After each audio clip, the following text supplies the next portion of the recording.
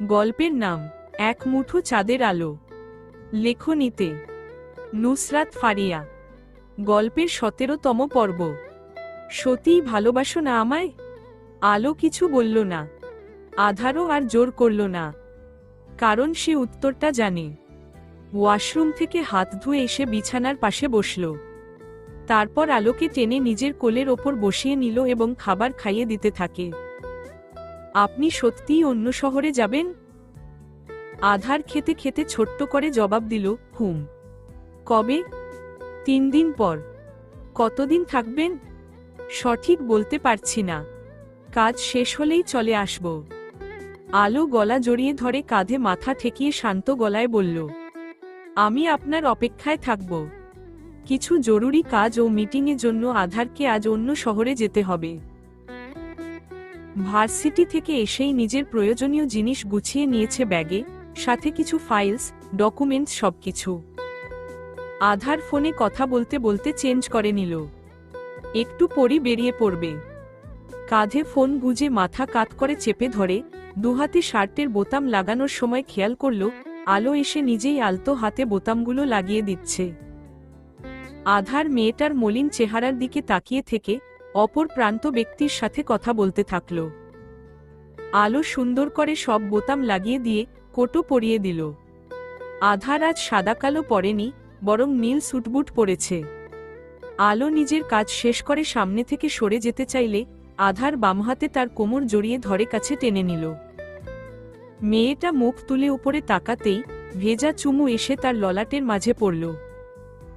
আধার কিছুটা সময় নিয়ে কথা বলা শেষ করে ফোন রেখে দিল বিছানার ওপর। তারপর পাজি মেয়েটার সরু নাক টেনে গম্ভীর কণ্ঠে বলল, আমি যতদিন আসব না ততদিন ভদ্র মেয়ের মতো থাকবা। শরীর ভালো লাগলে ভার্সিটিতে যেও, নয়তো যেতে হবে না। বাড়িতে বসেই সব নোট এবং পড়া কমপ্লিট করো। রাতে একা থাকতে অসুবিধা হলে তিথির কাছে যেও। অহেতুক রাতবিরেতে ড্রয়িং রুমে যাবে না, আর না রুমের দরজা খুলে রাখবে। আমি যেমনটা রেখে যাচ্ছি ফিরে এসে যেন তেমনটাই পাই, নয়তো তোমাকে কেটেকুটে নদীতে ফেলে আসব। আলো চোখমুখ কুঁচকে বলল, আপনি এত নেগেটিভ ভাবেন কেন বলুন তো?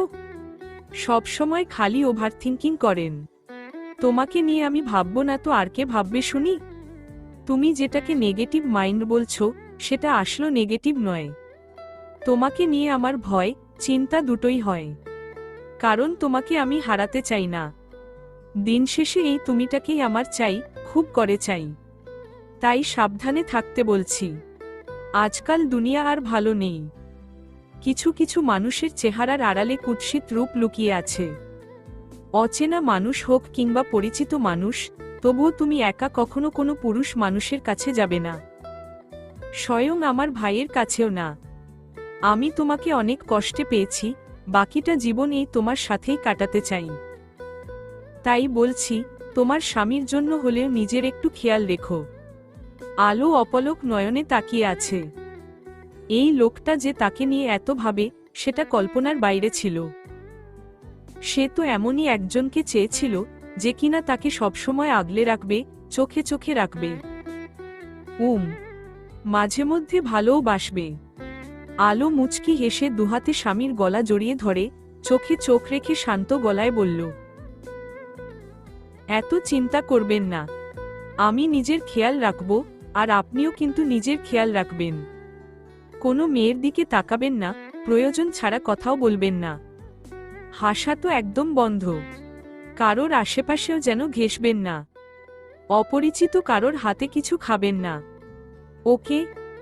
আধার কপাল কুঁচকে তাকিয়ে আছে। সে এমনিতেও এইগুলো কিছুই করে না, অথচ মেয়েটার কথা শুনে মনে হচ্ছে সে এতদিন এইগুলোই করে বেরিয়েছে। এই কথাগুলো বলার কোনো মানে হয়? আশ্চর্য। আমার কথা শুনলেন নাকি অন্য কান দিয়ে বের করে দিলেন? আজকাল কানে কম শুনতেছি, তাই তোমার কথাগুলো বুঝতে পারিনি। So sad. আলো দাঁত কটমট করল।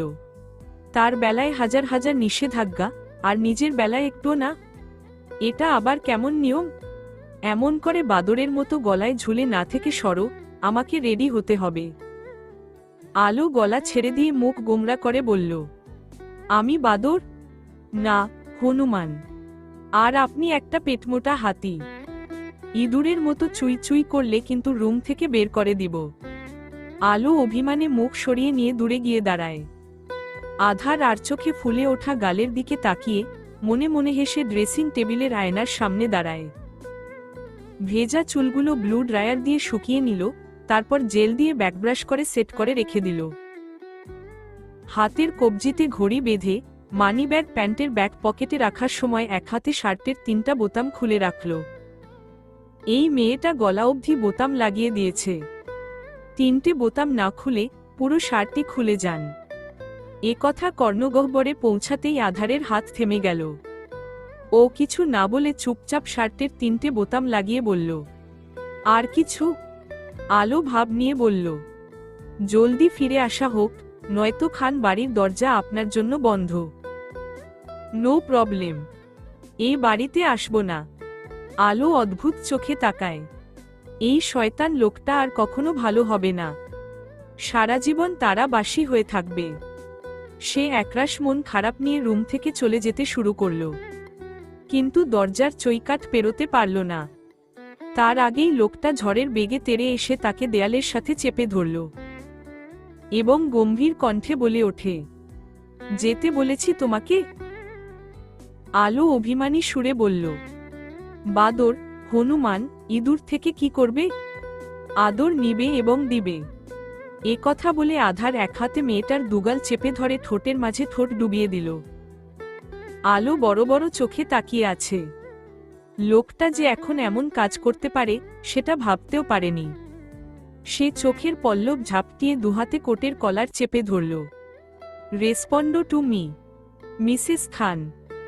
আধার কয়েক মিনিট পর ঠোঁট ছেড়ে ফিসফিসিয়ে কথাটা বলে আবারও মত্ত হল রমণীর কোমল ঠোঁটের মাঝে। সময় গোড়ালো, উন্মাদনা বাড়াল। শক্তপোক্ত হাতের এলোমেলো স্পর্শে এবং পুরু ঠোঁটের তীব্র ছোঁয়ায় আলো হাঁপিয়ে উঠেছে। সে রেসপন্স না করে উল্টো দুহাতে চওড়া বুক ঠেলে সরাতে চাইল, কারণ সে ঠিকমতো নিঃশ্বাস নিতে পারছে না। এই মিসকে শয়তান লোকটা আজ ইচ্ছে করে ওয়েল্ড হচ্ছে। এতদিন কি সুন্দর করে সফটলি চুম্বন করত, আর আজ স্লার ব্যাডা রাফলি চুম্বন করতে ব্যস্ত। তোমাকে রেসপন্স করতে বলেছি, এইভাবে গরুর মতো ঠেলাঠেলি করতে নয়। আধার জোরে জোরে শ্বাস নিতে নিতে হিসহিসিয়ে বলে, সে কবে ফিরবে জানে না, তাই এখন একটু মন ভরে মেয়েটাকে আদর করতে চাচ্ছে। অথচ এই বেকুব মেয়েটা তাকে দূরে সরিয়ে দিতে ব্যস্ত। আধার নিজেকে সামলে নিয়ে আলোকে ছেড়ে দিয়ে গমগমে গলায় বলল, বেরিয়ে যাও রুম থেকে, আর বাহিরে গিয়ে মির্কি রোগীদের মতো কাঁপাকাঁপি করো। আলো বুক খামচে ধরে হাঁপাতে হাঁপাতে ছলছল চোখে তাকায়। সে কি ইচ্ছে করে এমন করে নাকি? দম আটকে এলো, বাধা দিবে না তো কি করবে? এই লোকটা কি তাকে রোবট ভাবে, নাকি নিজের মতে অনুভূতিহীন ভাবে? যে ছুঁয়ে দিলই ও কোনো রিয়াক্ট করবে না। আলো নাক টেনে ওড়না ঠিক করে বলল, আমার হার্ট ফুটবল, ভীষণ ফুটবল। যেই মেয়ে স্ট্রং, ছুঁয়ে দিলই ও রোবটের মতো থাকবে, আপনার কথা শুনবে, আপনাকে তৃপ্তি দিতে পারবে, তাদের সাথে গিয়ে রোমাঞ্চ করুন। কারণ আমি এই গরুর মতো ঠেলাঠেলি আর মির্কি রোগীর মতো কাঁপাকাঁপি ছাড়া কিছুই করতে পারবো না। আধার এক হাত দেয়ালে রেখে আলোর দিকে ঝুঁকে আলতো হাতে চিবুক ধরে উঁচু করল। তারপর চোখে চোখ রেখে ফিসফিসিয়ে বলে ওঠে, আধার খানকে সুখ, শান্তি, তৃপ্তি দেওয়ার জন্য তার আলোই যথেষ্ট। এর বাইরে কেউ না, মানে কেউই না। You are my personal happiness, just for you. জান।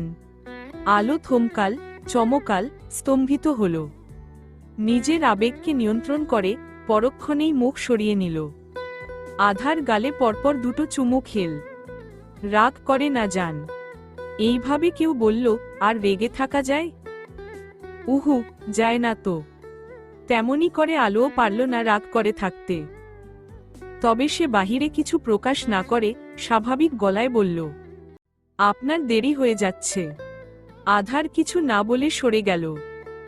নিজেকে ঠিকঠাক করে ব্যাগ নিয়ে দরজার দিকে আসতেই আলো সামনে এসে পথ আটকে দাঁড়াল। কিছু বলবে? 5 মিনিট হবে। আধার হাত ঘড়ির দিকে এক পলক তাকিয়ে বলল, কিন্তু কেন? আলো চটজলদি সোফার ওপর দাঁড়িয়ে ইশারায় বোঝালো তার সামনে আসতে। আধার কপাল কুঁচকে মেয়েটার সামনে যায়। আলো হেসে দুহাতে প্রিয় মানুষটার গলা জড়িয়ে ধরে, কপালে, 2 চোখের পাতায়, নাকে, দুগালে ও থুতনিতে ছোট ছোট চুমু খেল। আধার ঠোঁট কামড়ে হেসে মেয়েটার লাজুক চেহারার দিকে তাকিয়ে রইল। সে তো এতটুকুই আদর চেয়েছিল। সাবধানে ড্রাইভ করবেন আর রাস্তাঘাট দেখে শুনে যাবেন, ঠিক আছে? আধার বাধ্য ছেলের ন্যায় মাথা নাড়িয়ে বলল, ঠিক আছে ম্যাডাম। আলো বামহাতে মানুষটার চোখ দুটো ঢেকে, লালচে ঠোঁটে অনেকগুলো চুমু খেল। তারপর শক্ত করে জড়িয়ে ধরে ঘাড়ে মুখ গুজে কান্নারত কণ্ঠে বলল, আমি আপনাকে খুব মিস করব। আধারের মনের মাঝে প্রশান্তির বাতাস বয়ে যায়। অবাধ্য পিছুটানের এই একটাই বড় কারণ তার, যার জন্য সে সবকিছু বদলেছে, স্বয়ং নিজেকেও। আধার চোখ বুজে অর্ধাঙ্গিনীকে গভীরভাবে আলিঙ্গন করল। মেয়েটার মাথায় হাত বুলিয়ে দিতে দিতে ধীর কণ্ঠে আওড়াল, মন খারাপ করো না। যত দ্রুত সম্ভব আমি তোমার কাছে ফিরে আসব। কেটেছে 4 দিন। বড় ভাইয়ের কথা মতো রাত তিহানের ব্যাপারে সব খোঁজখবর নিয়েছে। ছেলেটা যথেষ্ট ভালো এবং তার পরিবারও ভালো। মির্জা বংশের একমাত্র ছেলে হওয়ায় এখনও কাজকর্মে যোগ দেয়নি, লেখাপড়া শেষ করে তবেই নিজেদের কোম্পানিতে যোগদান করার প্ল্যান আছে। রাত অফিস থেকে ইমার্জেন্সি ছুটি নিয়ে চট্টগ্রামে নিজে গিয়েছিল তিহানের সাথে কথা বলতে। কোনো দিকেই তার খারাপ মনে হয়নি, আর তিহানের পুরো পরিবারের ব্যাপারে জানলে তাহমিনা খান তো এক পায়ে রাজি হয়ে যাবেন। এসব ভেবে আনমনে হাসল রাত। ফোন কলে বড় ভাইয়ের সাথে তিহানের বিষয় নিয়ে কথা বলতে বলতে গাড়ি থেকে নামল। সে 2 দিন পর মাত্র বাড়ি ফিরল। সামনে হাঁটতে হাঁটতে তার নজর বাগানে যায়। আলো গুনগুন করতে করতে পানির পাইপ দিয়ে ফুলগাছে পানি দিচ্ছে, আর তিথি দোলনায় বসে থেকে ফোনে কারোর সাথে কথা বলছে। হঠাৎই রাতের মাথায় শয়তানি বুদ্ধি এলো। সে মনে মনে ক্রূর হেসে ভাইয়ের উদ্দেশ্যে বলল, তোমার পুচকে বউ বর্তমানে কি করছে জানো? জরুরি আলাপ আলোচনার মধ্যে হুট করে বউয়ের কথা শুনে আধারের চোয়াল শক্ত হয়ে উঠল। সে দাঁত চিবিয়ে চিবিয়ে বলল, তুই আবার ওর আশেপাশে গেছিস? একই বাড়িতে থাকি, সেখানে আশেপাশে যাওয়াটা স্বাভাবিক। বাই দা ওয়ে স্যার, আপনার বউ বর্তমানে হেসে হেসে একটা ছেলের সাথে কথা বলছে, তাও ভিডিও কলে। কোনো মেয়ে ব্ল্যাশ করলে যে এত কিউট লাগে সেটা বোম্বাই মরিচকে না দেখলে জানতামই না। উফ অফ, পুরাই পিঙ্ক বারবিডোল। আধারের মেজাজ খারাপ হলো। সে দাঁতে দাঁত চেপে বলল, ঢাকায় ফিরতে দে, তারপর তোকে দেখে নিচ্ছি। ঠিক আছে, এখন আমি তোমার বউকে দেখি। By bro. বলেই খট করে লাইন কেটে দিয়ে শব্দ করে হেসে উঠল। আচমকা হাসির শব্দ শুনে আলো, তিথি দুজনেই চমকে ওঠে। আলো তড়িৎ পাইপ নিয়ে পিছনে ঘুরে দাঁড়ায়। সঙ্গে সঙ্গে রাতের হাসি গায়েব হয়ে গেল এবং মুহূর্তেই ভিজে একাকার হয়ে উঠল। তিথি এই দৃশ্যটা দেখে খিলখিল করে হেসে ওঠে। রাত দুহাতে পানি থেকে নিজেকে আড়াল করতে করতে চেঁচিয়ে বলল, স্টুপিড মেয়ে, পানির নল সরাও, নয়তো তোমাকে সুইমিং পুলে ফেলে দিব। আলো তড়িঘড়ি করে নল সরিয়ে মাথা চুলকিয়ে আমতা আমতা করে বলার চেষ্টা করল, সরি ভাইয়া, আমি আসলে বুঝতে পারিনি। রাত কিছু না বলে মাথার চুল ঝাড়তে ঝাড়তে বাড়ির ভেতর যেতে যেতে বিড়বিড় করে বলে ওঠে, এই আকামকুকাম করার মেশিনটাকে আধার খান কিভাবে সহ্য করে কে জানে। আলো সবে গোসল শেষ করে শরীরে তোয়ালে পেঁচিয়ে ওয়াশরুম থেকে বেরিয়ে এলো। আলমারি খুলে পোশাক বের করতেই ফোনটা বেজে উঠল। সে বিছানার কাছে এগিয়ে এসে ফোন হাতে নিয়ে দেখে আধার স্যার কল দিয়েছে। আলো দ্রুত কল রিসিভ করে কানে ধরতেই ওপাশ থেকে শুনতে পেল, ল্যাপটপ অন করো। ব্যাস, এটা বলেই লাইন কেটে দিল। আলো ভ্রু কুঁচকে কিছুক্ষণ ফোনের দিকে তাকিয়ে থেকে ল্যাপটপ নিয়ে সোফায় বসে অন করতেই ভিডিও কল এলো। মেয়েটা এক পলক নিজের দিকে তাকিয়ে ভাবল ধরবে না, কিন্তু পরক্ষণেই কিছু একটা ভেবে কল রিসিভ করল। আধার চোয়াল শক্ত করে কিছু বলার জন্য মুখ খুলেছিল, কিন্তু কিছু আর বলা হয়ে উঠল না। মুহূর্তেই তার অশান্ত হৃদয়টা হুট করে শান্ত হয়ে গেল। চোখে মুখে এসে ভর করল একরাশ মুগ্ধতা। আধার কি বলতে চেয়েছিল সবকিছু ভুলে গিয়ে সে শরীরটা এলোইয়ে দিল বিছানার হেডবোর্ডে। ঠোঁট কামড়ে মেয়েটার আপাদমস্তক পর্যবেক্ষণ করতে করতে শান্ত গলায় জিজ্ঞেস করল, ঢাকায় বসে থেকে আমাকে সিডিউস করার চেষ্টা করছো? আলো মাছি তাড়ানোর মতো হাত নাড়িয়ে বলল, সিডিউস আর আপনার মতো নিরামিষ তরকারিকে করব? How funny! আমার এতটাও খারাপ সময় আসেনি স্যার। আমাকে তো তুমি কাছেই ঘেঁষতে দাও না। একটু চুমু খেলেই মটকা মেরে পড়ে থাকো, আর ছুঁয়ে দিলই অজ্ঞান হওয়ার ভান করো। তাহলে আমি আমিষ হব কিভাবে? হু! আলো বুঝি লজ্জা পেল। সে এতিয়তি তাকাতে তাকাতে বিড়বিড় করে বলল, আমিষ হতে হবে না, এমন নিরামিষই হয়ে থাকুন। আধার কিছু একটা ভেবে জানতে চাইল, হঠাৎ সন্ধ্যাবেলায় গোসল? আমি চলে এসেছি আর নিজের খোলস ছেড়ে বেরিয়ে এসেছ? অসময়ে গোসল করে যদি অসুখ বাঁধাও, তাহলে হাসপাতালে 1 বছরের জন্য রেখে আসব। আলো গোমরা মুখে বলল, ইচ্ছে করে করিনি তো। আসলো তিথি আর আমি বাগানে ছিলাম। ও একটা ফুল নিতে চেয়েছিল, আর আমি ভেতরে প্রবেশ করে ফুল ছিঁড়তে গিয়ে কাদামাটিতে আছাড় খেয়েছি। ব্যথা পেয়েছ? অল্প একটু। সাবধানে চলাফেরা করবে, নয়তো অল্প বয়সেই কোমর ভেঙে নিয়ে বসে থাকবে। তখন আর আমাকে কিছু করতে হবে না। আলো এক ভ্রু উঁচিয়ে জিজ্ঞেস করল, কেন? আপনি আবার কি করবেন? কিছু না। আলো কিছু না বলে টুনাটুনির লেজ বড় বড় কান ধরে টানাটানি করে খেলছে আর হাসছে। অপর প্রান্ত থেকে আধার ঠোঁটের কোণে হাত রেখে অপলক নয়নে মেয়েটার হাসি দেখছে। একসময় শান্ত গলায় জিজ্ঞেস করল, আজ কি কারোর সাথে ভিডিও কলে কথা বলেছিলে? না তো, কেন? উহুম, এমনি জিজ্ঞেস করলাম। আচ্ছা, তুমি চেঞ্জ করে নাও। আধার বাহিরে স্বাভাবিক থাকলেও মনে মনে বেশ ক্ষিপ্ত হয়েছে। বাড়ি ফিরে আগে রাতের কানের নিচে কয়েকটা লাগাবে, তারপর শান্ত হবে। কত বড় সাহস ছেলেটার! তার বউয়ের নামে কুটনামি করছে, আবার তারই কাছে। এই ছেলেটা সবকিছুতেই পিএইচডি করে এসেছে, সাথে পাড়া প্রতিবেশী মহিলাদের মতো কুটনামিতেও। আধার আড়ালে দীর্ঘশ্বাস ছেড়ে ল্যাপটপের উইন্ডো নামাতে যাবে, ঠিক তখনই স্ক্রিনে ভেসে ওঠা অপ্রত্যাশিত এক দৃশ্য দেখে মুহূর্তেই হার্টবিট থমকে গেল। অন্যদিকে আলো হতভম্বের ন্যায় তড়িঘড়ি করে ফ্লোর থেকে সফেদ তলে তুলে শরীরে জড়িয়ে নিয়ে চট করে ল্যাপটপের সামনে থেকে সরে যায়। ইস, কি লজ্জা, কি লজ্জা! সে তো উঠার সময় খেয়ালই করেনি তোয়ালে ঢিলে হয়ে গেছে। ফলস্বরূপ মানুষটার সামনেই ধাত। আর ভাবতে পারল না বেচারি। সে সবসময় কিছু না কিছু অঘটন ঘটিয়ে বসে থাকে। আজকের পর আর তোয়ালে পরে রুমেই আসবে না। ধুর ধুর। মিসেস খান! স্বামীর ডাকে আড়াল থেকেই সাড়া দিল আলো। তখনই শুনতে পেল গম্ভীর কণ্ঠে বলা কিছু অপ্রত্যাশিত বাক্য। ভোররাতে ফিরছি, নিজেকে প্রস্তুত রেখো। রাতে সকল কাজ শেষ করে হোটেল থেকে চেক আউট করে আধার। প্রয়োজনীয় সবকিছু নিয়ে গাড়িতে উঠে তৎক্ষণাৎ বেরিয়ে পড়ল ঢাকার উদ্দেশ্য। সে মূলত সিলেটে এসেছিল। ঢাকা থেকে আনুমানিক 7-8 ঘন্টার পথ।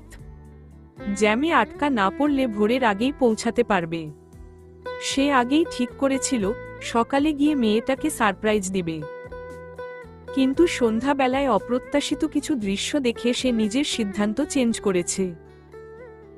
তার এখন শরীর মন দুটোই ওই বিচ্ছু মেয়েটাকে চাচ্ছে। অথচ আগে কখনো এমনটা হয়নি তার সাথে। কতবার মেয়েটাকে গভীরভাবে দেখেছে, তখন মনটা এত অস্থির হয়নি যতটা আজ হচ্ছে। প্রেমে পড়লে বুঝি এমনই হয়, জীবনটা এলোমেলো হয়ে যায়। না চাইতেও হৃদয়টা বেইমানি করে বসে। আধার জোরে শ্বাস নিয়ে এক হাতে ফোনের লক খুলে স্ক্রিনের দিকে তাকায়। যেখানে আলোর হাস্যোজ্জ্বল ছবিটা জ্বলজ্বল করছে। এই ছবিটা সে লুকিয়ে তুলেছিল। মেয়েটা বাগানে টুনাটুনিকে নিয়ে খেলছিল আর খিলখিল করে হাসছিল। আধার একদৃষ্টিতে কিছুক্ষণ তাকিয়ে থেকে ফোনটা নিজের বুকের মাঝে চেপে ধরে অস্ফুট স্বরে বিড়বিড় করল, আধার খানের পুরো অস্তিত্ব জুড়ে রয়েছ তুমি, প্রতিটা নিঃশ্বাসে তোমাকে অনুভব করি। এই 4টা দিন আমার কাছে 4 বছর সমান মনে হয়েছে। সে খবর কি তুমি রাখো মেয়ে? তুমি কি জানো তোমার পচা স্যার তোমাকে ঠিক কতটা চায় আর ভালোবাসে? যদি জানতে তাহলে আমাকে এইভাবে প্রতিনিয়ত তোড়পাতে না। কখনো কি ভেবেছিলাম যাকে সবচেয়ে বেশি অপছন্দ করি তাকেই একসময় পাগলের মতো ভালোবাসব? তুমি আমার অন্ধকার জীবনে এক মুঠো চাঁদের আলো হয়ে এসেছিলে, আর আজ আমি সেই আলোতেই সুখ খুঁজে পাই। তোমার মতো একটা আধপাগল মেয়েটাকে কবে এত ভালোবেসে ফেললাম বলো তো? এটার উত্তর আমার কাছেও নেই। শুধু জানি আলোবিহীন আধার থাকতে পারবে না, কিছুতেই পারবে না। ভোর 5টার দিকে খান বাড়ির মেইন গেট দিয়ে একটা প্রাইভেট কার প্রবেশ করল। গাড়ি থেকে আধার নেমে এক হাতে লাগেজ নিয়ে ভেতরে চলে গেল। কাছে ডুপ্লিকেট চাবি থাকায় ভেতরে ঢুকতে অসুবিধা হলো না। ড্রয়িং রুম পেরিয়ে সোজা দোতলায় উঠে যায়। ব্যস্ত হাতে কোট খুলে শার্টের বোতাম খুলতে খুলতে দরজার সামনে এসে থামে। নক করতে গিয়ে অনুভব করল দরজা খোলা। এটা দেখে দাঁতে দাঁত পিষল। এই মেয়েটা কখনো ভালো হবে না। সে বড় বড় পা ফেলে দরজা খুলে রুমের ভেতর প্রবেশ করতেই কপাল কুঁচকে গেল। মেয়েটা কমফোর্টার জড়িয়ে পুতুল চেপে ধরে ঘুমাচ্ছে। এটা দেখে আধার ফোঁস করে তপ্ত শ্বাস ছেড়ে দরজা বন্ধ করে একপাশে লাগেজ রেখে দিল। অতঃপর কোট শার্ট সোফার মাঝে ছুঁড়ে মারল। সে এই মেয়েটাকে বলেছিল জেগে থাকতে, অথচ এখন মরার মতো ঘুমাচ্ছে।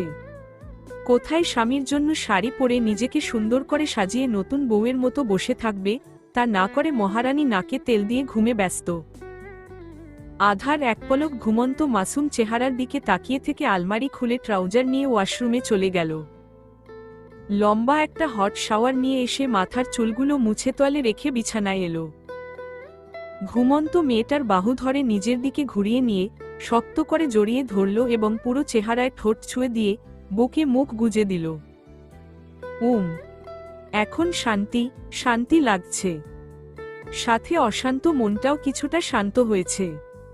পুরো রাত নির্ঘুম থাকায় মুহূর্তেই লালচে চোখের পাতায় রাজ্যের ঘুম এসে হানা দেয়।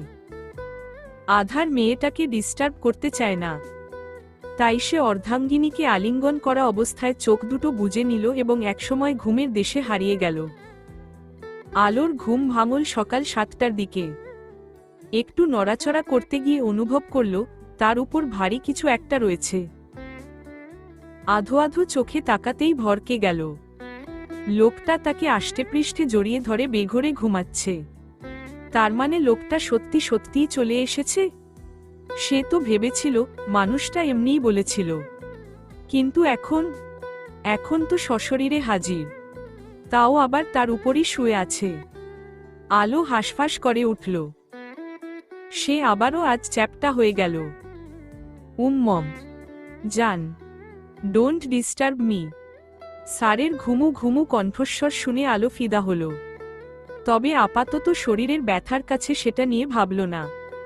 সে হাঁসফাঁস করতে করতে বলল, উঠুন স্যার, আমি চ্যাপ্টা হয়ে গেছি। আধার যেন আজ অবাধ্য হল।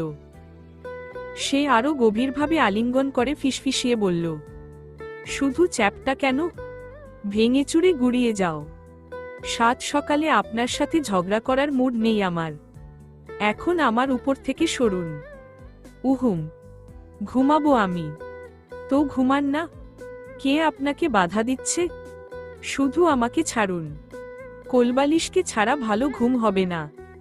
এহেন কথা শুনে আলোর চোখ দুটো বড় বড় হয়ে গেল। সে অবাক কণ্ঠে জিজ্ঞেস করল, আমাকে দেখে আপনার কোলবালিশ মনে হচ্ছে?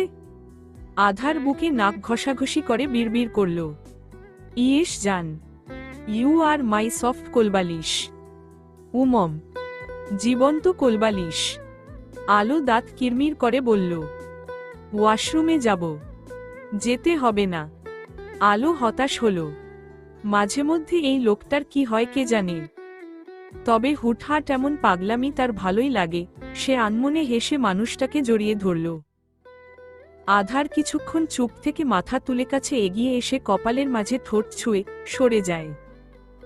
কিন্তু আলো চলে গেল না। সে সামান্য উঠে স্বামীর দিকে ঝুঁকে মাথার চুলের ভাঁজে বামহাত গলিয়ে দিয়ে শুধাল, ঘুম পাড়িয়ে দিব? আধার কিছু না বলে দুহাতে কোমর জড়িয়ে ধরে নরম বুকের মাঝে মুখ গুজে রাখল। আলো মুচকি হেসে আলতো হাতে চুলে বিলি কেটে দিতে লাগল। কিন্তু লোকটার গরম নিঃশ্বাসের জন্য তার শরীরটা শিরশির করছে। আলো ওসবে পাত্তা না দিয়ে স্বামীর মাথার মাঝে ঠোঁট ছুঁয়ে বিড়বিড় করল, পচা সারের, পচা স্বভাব। আজ বিকেলে তিথিকে দেখতে এসেছে মির্জা বাড়ির লোকজন। মূলত আধারই ডেকেছে। শাহ পরিবারকে তারা না করে দিয়েছে। যেখানে মেয়ের মতো নেই সেখানে জোর করে বিয়ে দেওয়ার কোনো মানেই হয় না। শুধু শুধু 3টে জীবন নষ্ট করা। পরিবারের সকলেই ড্রয়িং রুমে উপস্থিত। তাহমিনা খান প্রথমে আপত্তি করলেও এখন মির্জা বংশের সবকিছু জেনে রাজি হয়ে গেছে।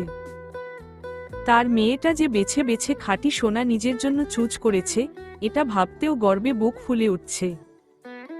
দুই পরিবার মিলে আলাপ আলোচনা করে সামনের সপ্তাহে এনগেজমেন্ট করার সিদ্ধান্ত নিলেন।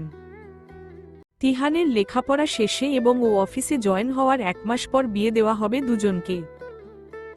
এতে কারোরই কোনো আপত্তি নেই, বরং সবাই খুশি, বিশেষ করে তিথি আর তিহান। সো ম্যাডাম, ফাইনালি আপনার পরিবারের মন জয় করতে পারলাম। হুম। তিহানের কথা শুনে তিথি মাথা নিচু করে হাসল। ছেলেটা তিথির দুপাশে দেয়ালের ওপর হাত রেখে বাহুডোরে আবদ্ধ করে নিল।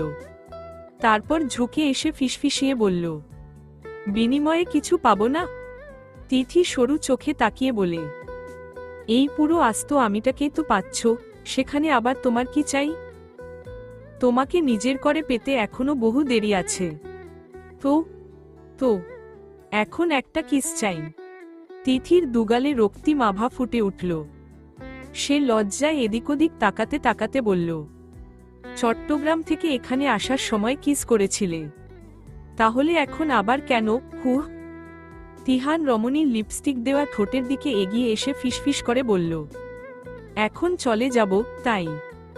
তিথি চোখ বুজে দুহাতে পরনের শাড়ি খামচে ধরল।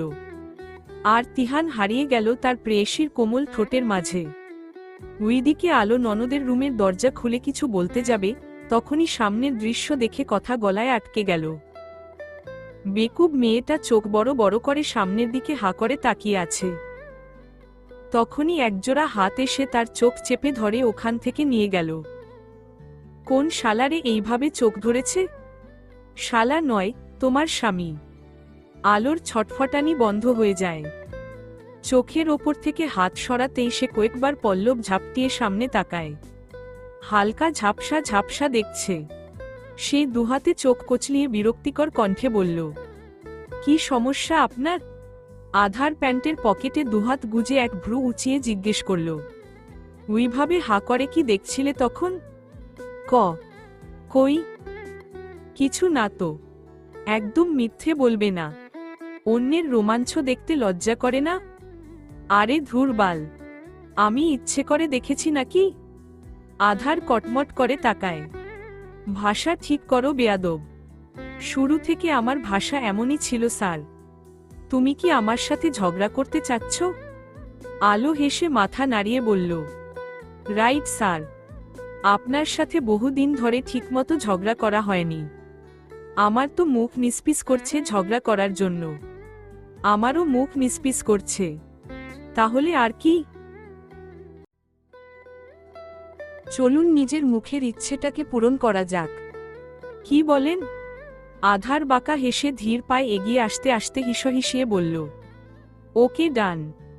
আলো লম্বা শ্বাস নিয়ে ঝগড়া করার জন্য মুখ খুলল। কিন্তু কোনো শব্দ বের হলো না, বরং তার ঠোঁট জোড়া লোকটার দখলে। আলো আহাম্মকের মতো দাঁড়িয়ে রইল। সে কি ভেবেছিল, আর এই লোকটা কি করছে? আপনি আপনি আমার দামি লিপস্টিক খেয়ে ফেলেছেন। এখন 1000 টাকার নোট বের করুন। অনেকটা সময় পর মেয়েটার ঠোঁট জোড়া ছেড়ে দেয় আধার। তখন আলো জোরে জোরে শ্বাস নিতে নিতে নিজের ফুলে ওঠা ঠোঁটে হাত ছোঁয় এবং উপরোক্ত বাক্যগুলো বলে ওঠে। আধার রুমাল বের করে নিজের ঠোঁট মুছতে মুছতে চোখ মুখ কুঁচকে বলল, লিপস্টিক এত তিতা কেন? ইয়াক, নিশ্চয়ই কোনো সস্তার দোকান থেকে নিয়েছ। আলো ধরা পড়েও দাঁত কেলিয়ে বলল, একদম ঠিক হয়েছে। আপনি যেমন তিতা করলার রস, এখন খান বউয়ের লিপস্টিকের তিতা রং। আধার চলে যাওয়ার সময় দাঁতে দাঁত চেপে বলল, যদি পেট খারাপ হয় তাহলে আপনার কপালে ভয়ানক শাস্তি রয়েছে মিসেস খান। পিছন থেকে আলো চিল্লিয়ে উঠল, কেন কেন? আমি কি বলেছিলাম ঝগড়ার বদলে চুমু খেতে? আপনিই তো নিজ থেকে তেড়ে এলেন। এখন সব দোষ আমার, তাই না? আধার ঘাড় ঘুরিয়ে দাঁতে দাঁত পিষল। হ্যাঁ, সব দোষ তোমারই। এই বেয়াদব তুমিটার জন্যই আধার খান এখন চুমুখোর হয়েছে। ডিসগাস্টিং। একটু থেমে মনে মনে আওড়াল, এখন শুধু কন্ট্রোললেস হওয়া বাকি। অতিথিরা সন্ধ্যার সময় বিদায় নিয়ে চলে গিয়েছে।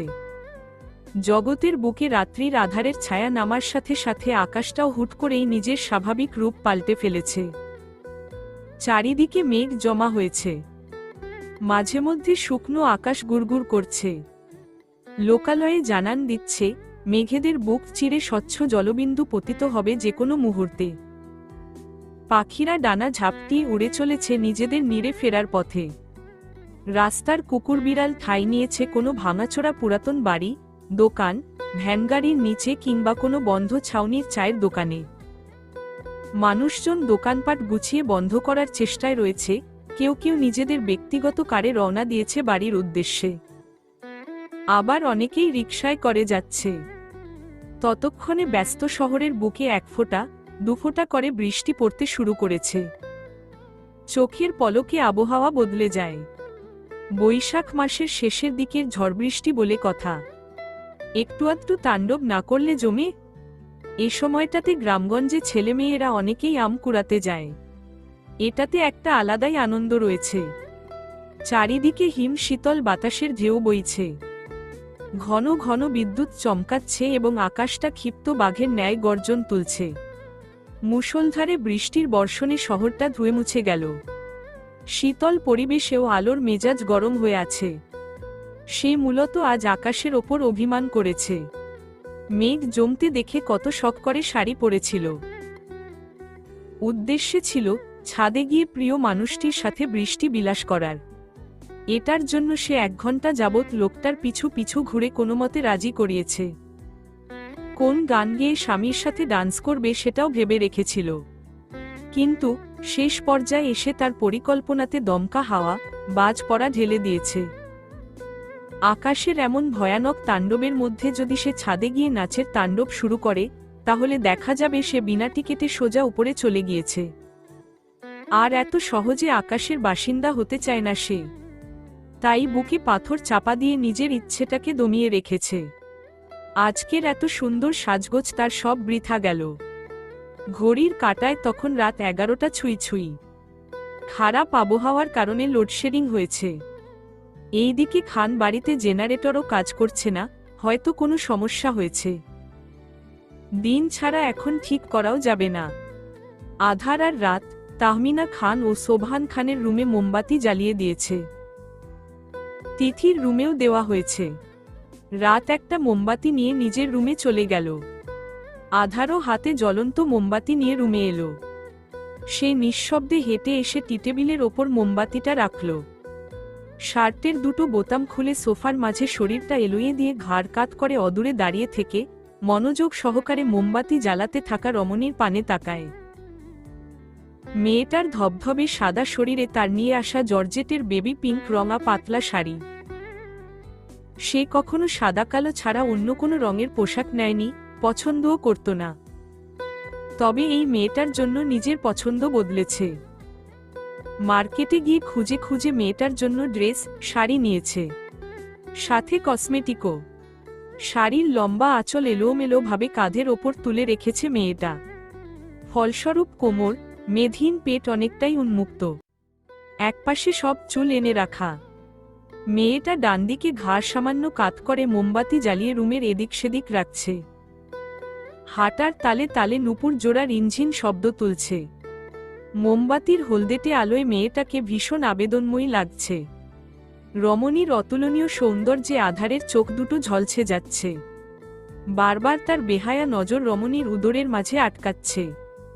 বাহিরে ঝড় হলেও এখন তার মনের মাঝে উথালপাথাল শুরু হয়েছে। আলো নিজের কাজ শেষ করে ড্রেসিং টেবিলের সামনে এসে কানের দুল ও দুহাতের চুড়িগুলো খুলে রেখে দিল। খোলা চুলগুলো হাত খোপা করে আলমারি খুলতেই শুনতে পেল, চেঞ্জ করতে হবে না। আলো আলমারি বন্ধ করে এক ভ্রু উঁচিয়ে বলল, কেউ একজন বলেছিল আমাকে শাড়িতে পেতনির মতো লাগে। তাহলে এখন মানা করা হচ্ছে কেন? অনেকদিন পেতনিকে দেখিনি, তাই আজ দেখতে ইচ্ছে করছে। আলো মুখ ভেঙচি কেটে আঁচল ঠিক করে দরজার দিকে যেতেই আধার উঠে এসে পিছন থেকে খপ করে আঁচল টেনে ধরল। আলো একটু আগেই পিন খুলে রেখেছে, যার ফলে তার আঁচল খুলে গেল। সে তোড়াক করে পিছনে ফিরে ঝাঝাল কণ্ঠে বলল, এই আপনার সমস্যা কি? শুধু এটা সেটা ধরে টানাটানি করেন কেন? আধার প্রত্যুত্তরে কিছু বলে না, শুধু অপলক নয়নে তাকিয়ে আছে মেয়েটার দিকে। নজর সরিয়ে নিতে চাইলেও পারছে না। সে এত আপত্তি করছে কেন? এই মেয়েটা তো তারই, শুধুমাত্র তার ব্যক্তিগত বউ। তাহলে দেখাই যায়। অন্যদিকে আলো নিজের ওপর মানুষটার গভীর দৃষ্টি অনুভব করে পিছনে ঘুরে দাঁড়ায়। আঁচল ধরে টানাটানি করার সময় আধার নিজ থেকেই ছেড়ে দিল। জিজ্ঞেস করল, কোথায় যাচ্ছিলে? আলো আঁচল ঠিক করতে করতে জবাব দিল, ঘুম ধরছে না, তাই ভাবলাম চা খেতে খেতে বৃষ্টি দেখব। তুমি রুমে থাকো, আমি বানিয়ে আনছি। এ কথা বলে আধার চলে গেল। ফিরল কিছুক্ষণ পর। বউয়ের হাতে চায়ের কাপ দিয়ে নিজে কফির মগ নিয়ে সোফায় বসল। আলো ধোয়া ওঠা চায়ে চুমুক দিয়ে মুচকি হেসে বলল, বৃষ্টির সময় এমন মজাদার চা পেলে মন্দ হয় না, স্যার।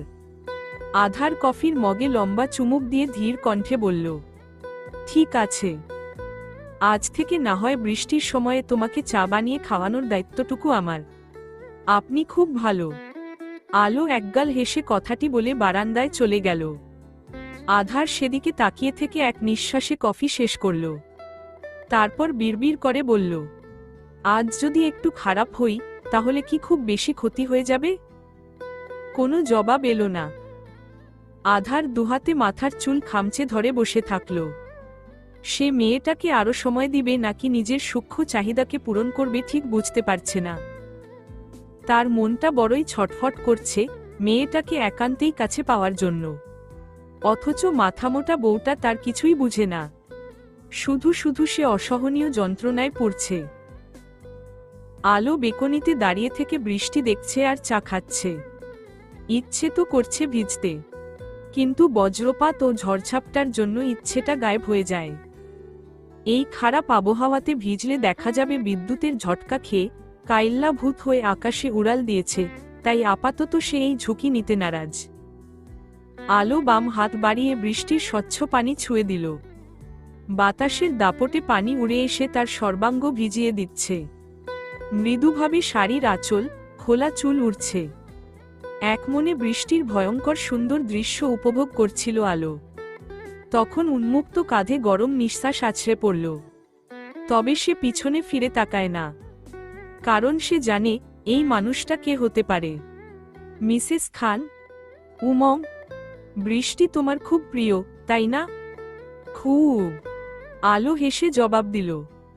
একটু পরই নিজের উদরের মাঝে শক্তপোক্ত পুরুষালী দুহাতের গাঢ় স্পর্শে কেঁপে উঠল তার নারী দেহ। আলো চায়ের কাপ শক্ত করে চেপে ধরল। আধার অনেকটা সময় নিয়ে অর্ধাঙ্গিনীকে জড়িয়ে ধরে খোলা চুলে মুখ ডুবিয়ে রইল। তারপর ধীর কণ্ঠে আওড়াল, আজ এই মুহূর্তে যদি আমি ভীষণ অবাধ্য হই তাহলে কি তুমি মাইন্ড করবে? আলো বুঝতে পারল না, তাই সে জিজ্ঞেস করল, মানে? আধার চোখ বুজে ঘন ঘন শ্বাসপ্রশ্বাস নিয়ে ফিসফিসিয়ে বলল, আজকের রাতটা একটু স্পেশালভাবে উপভোগ করতে চাই। তা করুন না। আমি কি আপনাকে বেঁধে রেখেছি? না বস্তায় পুড়ে রেখেছি? আজ রাতের সঙ্গী হবে আমার? আলো পিছনে ফিরে চোখ দুটো ছোট ছোট করে জিজ্ঞেস করল, আমি না হলে কি অন্য কাউকে সঙ্গী বানাবেন? ভেবে দেখতে পারি। প্রিয় মানুষটির কথা শুনে আলোর মুখটা ভার হয়ে গেল। সেই গম্ভীর কণ্ঠে বলার চেষ্টা করল, আপনি যদি অন্য কারোর সাথে বৃষ্টি উপভোগ করেন, তাহলে আমিও বাহিরে গিয়ে অন্য কারোর সাথে ঘুরব ফিরব, নাচব, আড্ডা দিব। আধার ঠোঁট কামড়ে হাসল। ঝুঁকে এসে কানের লতিতে ঠোঁট ছুঁয়ে হিসহিসিয়ে বলল, আমি আজ যা করব সব তোমার সাথেই। But I am not interested. আধার কিছু একটা ভেবে আলোকে ছেড়ে দিয়ে সোজা হয়ে দাঁড়িয়ে কপালে স্লাইড করতে করতে বিড়বিড় করে বলল, ভেবেছিলাম আজ তোমাকে একটা চমৎকার সারপ্রাইজ গিফট দিব, বাট এখন আর ইচ্ছে নেই। সারপ্রাইজ গিফটের কথা শুনে আলোর চোখ দুটো চিকচিক করে উঠল। সে চায়ের কাপ দোলনায় রেখে এসে জানতে চাইল, কি গিফট? জানি না। আলো থমথমে মুখে বলল, এটা আগে তো বলবেন। আচ্ছা, আমি আপনার সঙ্গী হব। আজ পুরো রাত আপনার সাথে বৃষ্টি উপভোগ করব, ওকে? আধার মনে মনে বাঁকা হাসল। সে এগিয়ে এসে রমণীর কোমর চেপে ধরে ফিসফিসিয়ে বলল, যা বলছো ভেবে বলছো তো? আজ কিন্তু পুরো রাত আমাকে দিতে হবে, চাইলেও ছাড়া পাবে না। আলো ঠোঁট কামড়ে ভাবতে লাগলো, একটা রাতে তো জেগে থাকতে হবে। প্রিয় মানুষটির পাশে বসে থেকে কাঁধে মাথা ঠেকিয়ে বৃষ্টি উপভোগ করার ভাগ্য কজনের হয়? তাই সে অত কিছু না ভেবে রাজি হয়ে যায়। তারপর বলে, এখন আমার গিফট দিন। আধার ফিচেল হেসে প্রিয়তমার গালে বৃদ্ধা আঙুল দিয়ে স্লাইড করতে করতে হাসকি স্বরে বলল, দেব। আজ তোমাকে এমন একটা সারপ্রাইজ দিব যেটা তুমি চাইলেও কখনো ভুলতে পারবে না। বিশেষ করে আজকের এই রাতটা। বাকিদের কাছে আজ রাতটা বৃষ্টিময় হলেও তোমার কাছে হবে সুখময় রাত। আলো মুচকি হেসে স্বামীর গলা জড়িয়ে ধরে শান্ত গলায় বলল, আপনি আমার পাশে থাকলে আমি সবসময়ই সুখী। আধার মাথা নিচু করে ঠোঁটের কোণে শব্দ করে চুমু খেয়ে ঠান্ডা গলায় শুধালো, সারপ্রাইজ গিফট নেওয়ার জন্য প্রস্তুত, মিসেস আধার খান? আলো খুশিতে বাকবাকুম। তার গিফট পেতে প্রচুর ভালো লাগে। আর সেটা যদি হয় ভালোবাসার মানুষটির তরফ থেকে, তাহলে তো আর কথাই নেই। তাই সে জলদি মাথা নাড়িয়ে বলল, হ্যাঁ হ্যাঁ, আমিও দেখতে চাই আপনি আমাকে এবার কি দেন। তবে যেটাই দিন না কেন, আমি খুব খুশি। আধার কিছুক্ষণ অপলক নয়নে মেয়েটার হাসিমাখা মুখের দিকে তাকিয়ে থেকে চট করে পাজা কোলে তুলে নিয়ে রুমের দিকে পা বাড়ায়। পুরো রুম জুড়ে তখন মোমবাতির সোনালি আলোয় আলোময় হয়ে আছে। বাতাসে জানালার পর্দারগুলো এলোমেলো ভাবে উড়ে চলেছে। হালকা বৃষ্টির ঝাপটাও আসছে। পিঠের নিচে নরম বিছানার স্পর্শ পেতেই আলোর ভ্রু কুঁচকে গেল। সে কিছু বলার জন্য মুখ খুলতে যাবে তখনই অনুভব করল, একজোড়া কোমল পুরু ঠোঁটের মাঝে তার ঠোঁটজোড়া হারিয়ে গেছে। আলোর চোখ দুটো বিস্ময় বড় বড় হয়ে গেল। সে আদৌ কেমন রিয়াকশন দিবে ঠিক বুঝে উঠতে পারল না। ওইদিকে একজোড়া ঠোঁট ক্রমশই তার ঠোঁটের ভাঁজে প্রবেশ করে চলেছে। আলো দুহাতে বিছানার চাদর খামচে ধরে চোখ বুজে নিল। এক পর্যায়ে এসে শ্বাস নিতে না পেরে ছটফটিয়ে উঠল। তবে আধার আজ তাকে একটুও ছাড়ল না, উল্টো আরো গাঢ়ভাবে চুম্বন করতে উন্মাদিত হল। আপনি আপনি আলো জোরে জোরে শ্বাস নেওয়ার চেষ্টা করে কিছু বলতে চাইল, কিন্তু পারছে না। আর একটু হলেই সে নির্ঘাত দম আটকে মারা যেত। সে একটু সময় নিয়ে নিজেকে ধাতস্থ করে কিছু বলবে, তখনই খেয়াল করল লোকটা কেমন নেশাভরা চোখে তাকিয়ে থেকে ব্যস্ত হাতে শার্টের বোতামগুলো খুলছে। আলো অজান্তেই ভয় শুকনো ঢোক গিলে কাপা কাপা গলায় জানতে চাইল, ওমন করে তাকিয়ে আছেন কেন? আর শার্টটি বা খুলছেন কেন? আপনি না একটু আগে বললেন বৃষ্টি উপভোগ করবেন? তাহলে করব তো, বাট বৃষ্টি নয়, তোমাকে। আলো আটকে উঠল। তড়িঘড়ি করে কিছু বলতে যাবে তখনই আধার ঝুঁকে এসে ঠোঁটের মাঝে তর্জনী আঙুল রেখে হিসহিসিয়ে বলল, চুপ, একদম চুপ, কোনো কথা বলবে না, শুধু আমাকে অনুভব করবে। আজ এই মুহূর্তে যা কিছুই হয়ে যাক না কেন, তবুও আমাকে বাধা দেওয়ার চেষ্টা একটুও করবে না, কারণ আজ আমি ভীষণ অবাধ্য হব। যতটা অবাধ্য হলে তোমার মাঝে নিজেকে সম্পূর্ণ বিলীন করতে পারবো, ঠিক ততটাই অবাধ্য হতে চাই। একটু থেমে পুনরায় আওড়ালো, কষ্ট হলেও আজ রাতটা আমাকে সহ্য করে নাও, জান।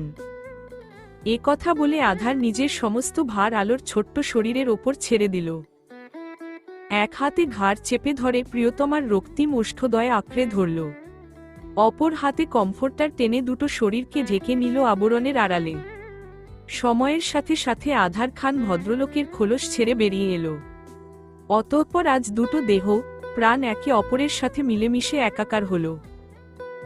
দুজনের মাঝে সমস্ত দূরত্ব ঘুচল, উন্মাদনা বাড়ল, শ্বাসপ্রশ্বাস ঘন হল। একই সাথে দুজনের মধ্যকার অদৃশ্য দেয়াল ভেঙেচুরে নতুন জীবনের সূচনা ঘটল। তাদের এই সুন্দর গভীর মিলনের সাক্ষী হয়ে রইল একটি বৃষ্টিময় রাত। চলবে ইনশাআল্লাহ।